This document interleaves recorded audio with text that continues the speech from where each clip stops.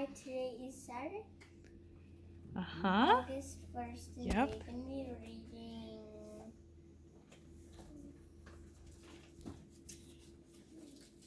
We are going to be reading Nehemiah. Nehemiah 4, 5, 6. Thank you.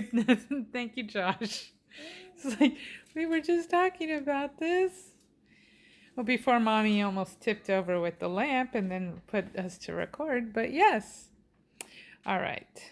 Nehemiah 4, 5, and 6. Yes. You have your spot? Do we have a thumbs up? 4, All 5, right. and 6. Yes, sir. Okay.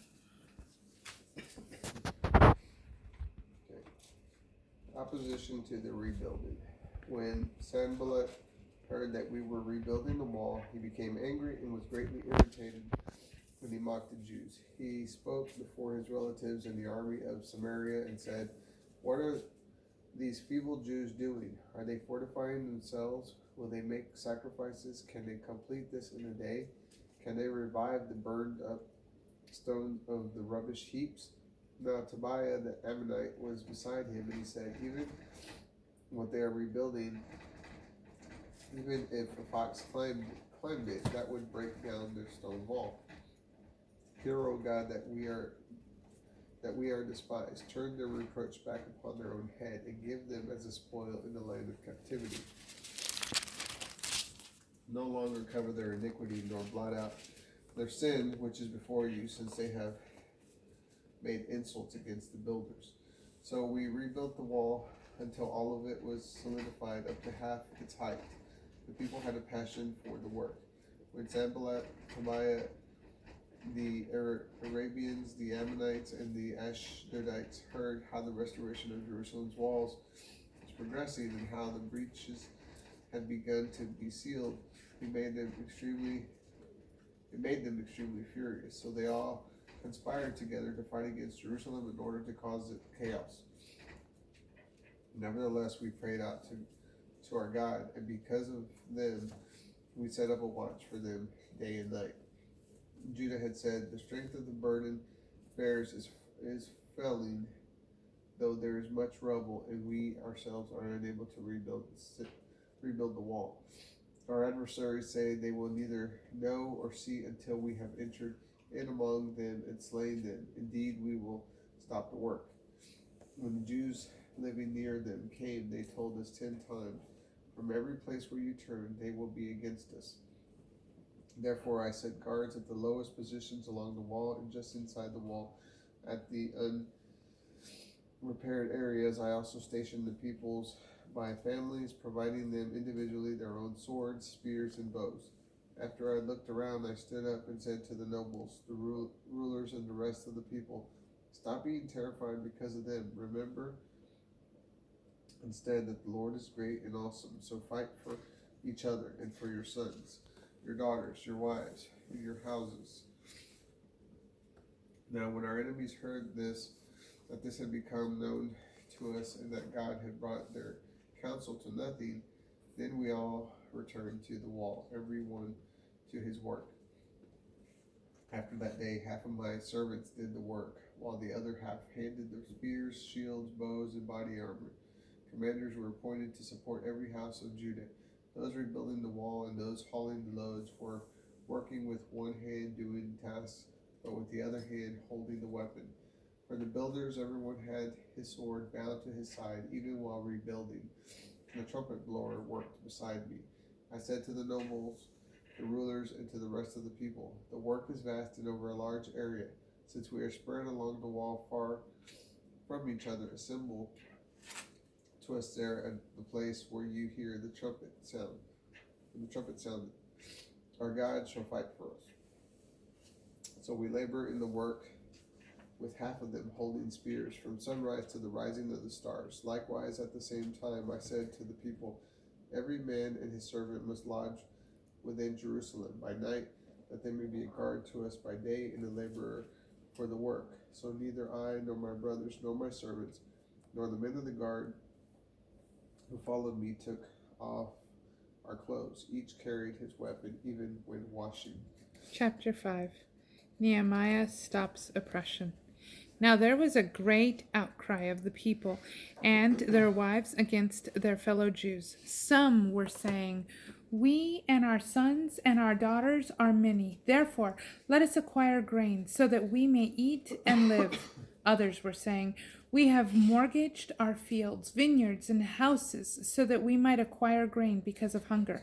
Still others were saying, "We have borrowed money for the king's tribute against the value of our fields and vineyards. Now our flesh is the same as the flesh of our countrymen. Our children are like their children, but we are subjugating our sons and our daughters as servants. Indeed, some of our daughters are in bondage already, and we are powerless to do anything because our fields and vineyards belong to others." I was very angry when I heard their outcry and these words. So I contemplated about this for myself, and as a result, I rebuked the nobles and officials and said to them, "Based on the claim of each against his brother, you are exacting usury." Then I convened a great assembly against them, and I said to them, "By whatever means we purchased the Jewish countrymen who were being sold to the nations. So will you once more sell your countrymen so that they might again be sold to us?"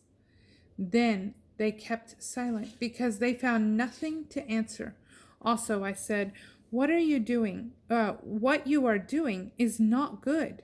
Should not you walk in the fear of our God because of the reproach of the nations, our enemies?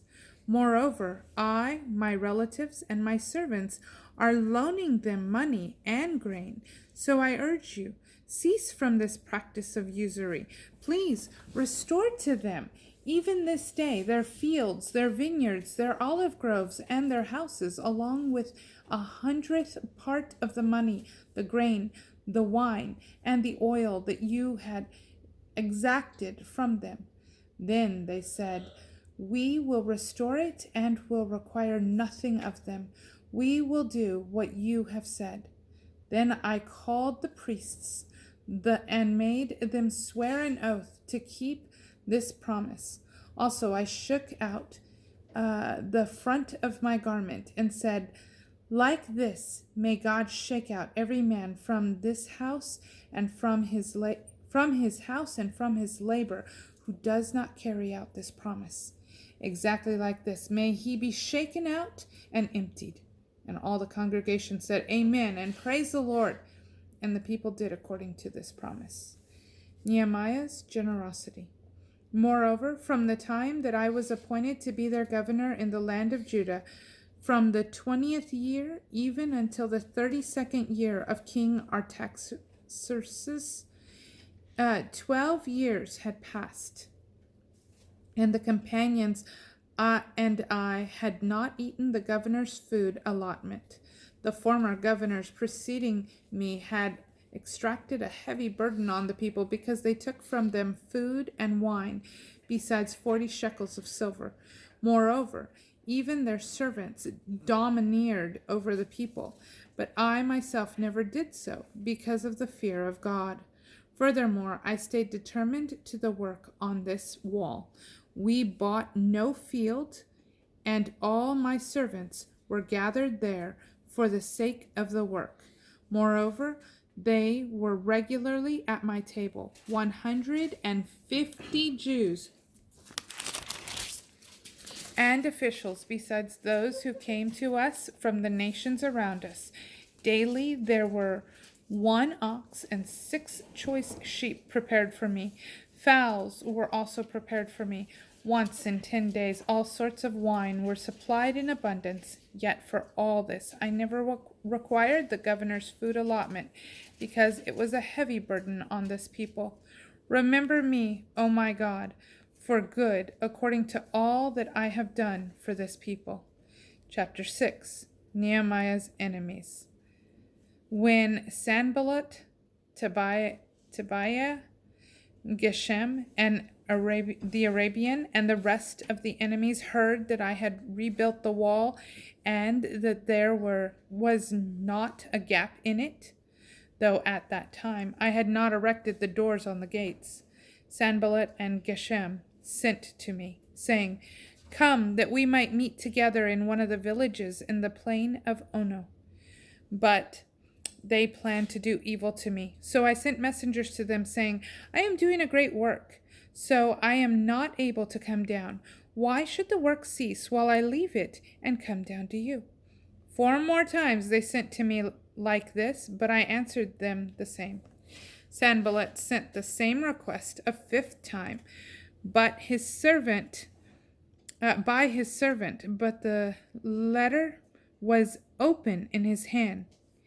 In it was written, "It is reported among the nations, and Geshem confirms it, that you and the Jews are planning to rebel.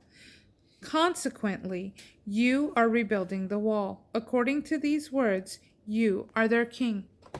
You have also appointed prophets to preach on your behalf in Jerusalem, saying, 'There is a king in Judah.' According to these words, it will now be reported to the king. So come now and let us consult together."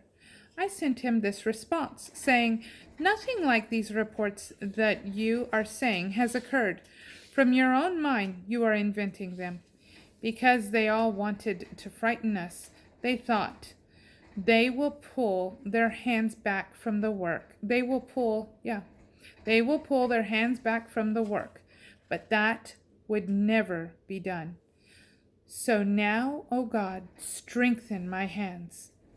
When I came to the house of Shemaiah, the crippled son of Delaiah, the son of Mehethabel, he said, "Let us meet together at the house of God inside the temple, and then we can shut the temple doors.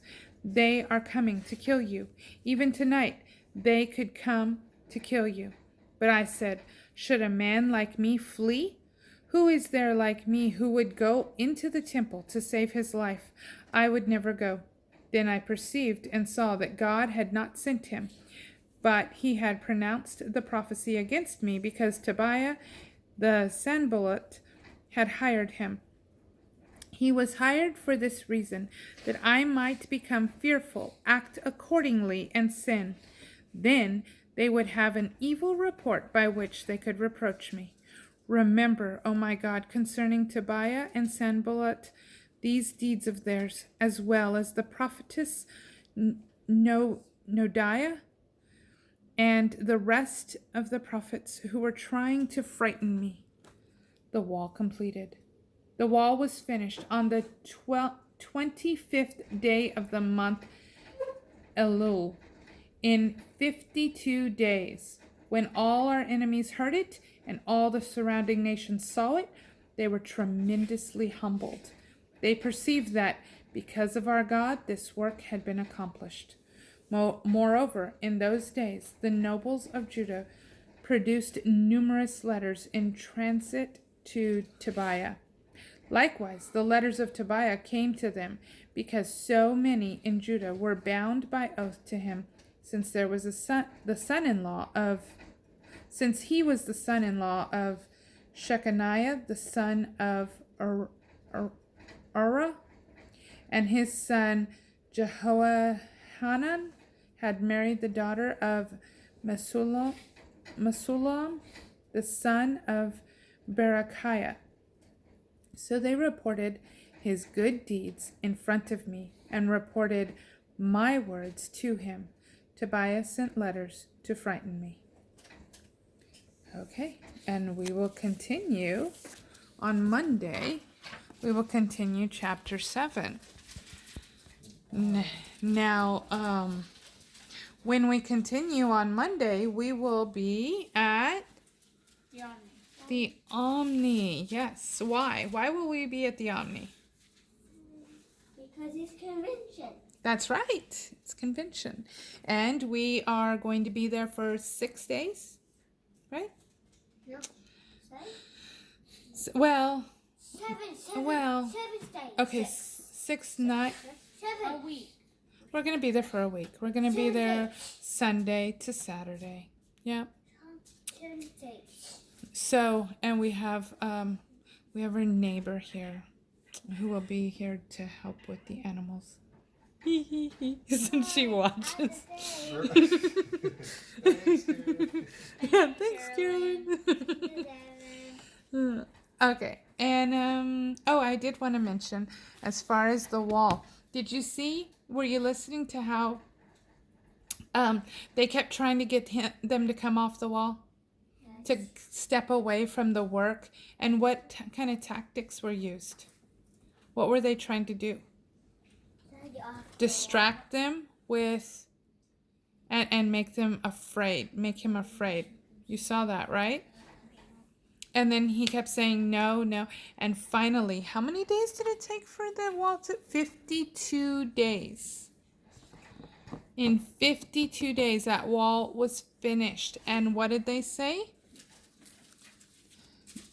The work, because of our God, the work had been accomplished.